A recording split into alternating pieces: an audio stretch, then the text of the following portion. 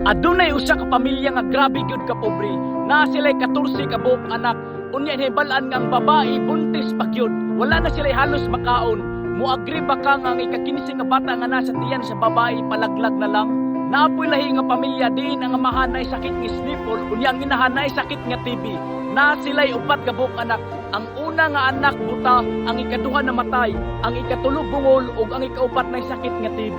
Muagri ba ka nga ang ikalima nga anak nga nasa tiyan sa babae palaglag na lang? Aduna po'y 13 anyos nga babae nga gi-rape.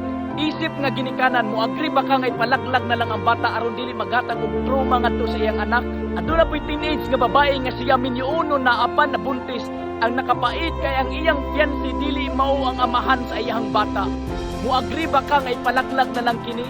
Kung muagri ka nga imong ipalaglag katong ika-15 nga anak, imong gipatay si John Wesley nga mao ang one of the greatest preacher ni atong 19th century. Kung muagri ka nga imong ipalaglag